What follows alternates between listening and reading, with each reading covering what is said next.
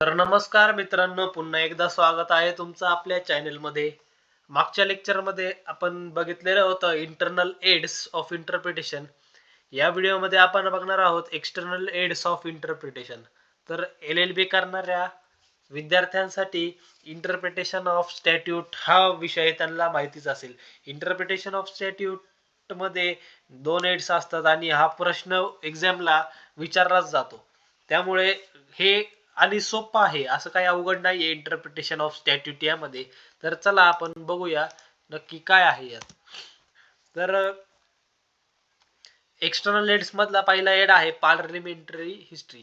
Parliamentary history includes the background and stages through which a law has passed.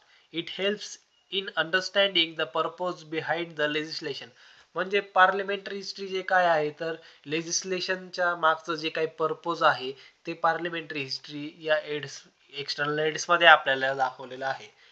त्यानंतर दुसरा aids आहे debates and proceedings of the legislation. काय आहे ते debates and proceeding of legislation? तर legislative debates and proceedings show discussions and opinions of lawmakers at the time of making law. These are used to clarify ambiguous provision. Ambiguous provisions असतात ज्यात काही conflict असेल, ambiguous provisions असतील ते clarify होण्यासाठी debates and proceedings of the legislation use करतात. Socio economic and technological development.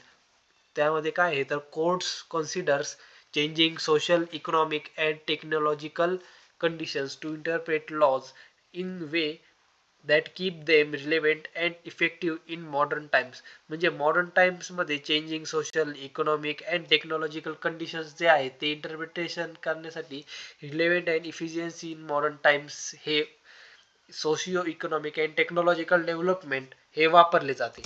तर पुढे आहे reference to other statutes. Similar or related statutes are referred to order to maintain consistency, understand the meaning of terms used in law. असं याचा simple main आहे, simple.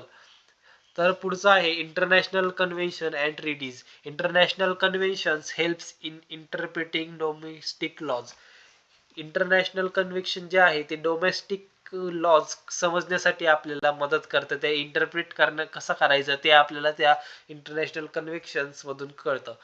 Especially when the laws relates a human rights, international obligations provided there is no conflict with national law. Okay, तर ते human rights और international obligations जे आहेत त्यांना interpret करण्यासाठी हे जास्त प्रमाणात आपल्याला यूज करता येतं. तर आणि पुढचा आणि शेवटचा आहे committee reports. Reports of expert committees और laws commissions are use to understand the reasons and recommendation behind the enactment और अमेंडमेंट ऑफ स्टॅट्यूट. तर मित्रांनो, हे जे मी तुम्हाला 6 प्रकारचे स्टॅट्यूट दिले, तुम्ही एवढे जरी पेपरमध्ये ॲज इट इज जरी लिहिले तरी तुम्हाला चांगले प्रकारे मार्क पडू शकतात. तर आपला व्हिडिओ जर तुम्हाला आवडला असेल तर नक्कीच व्हिडिओला लाईक करा, चॅनलला सबस्क्राईब करा आणि अशाच प्रकारे माहिती आपल्याकडून मिळवत राहा. धन्यवाद.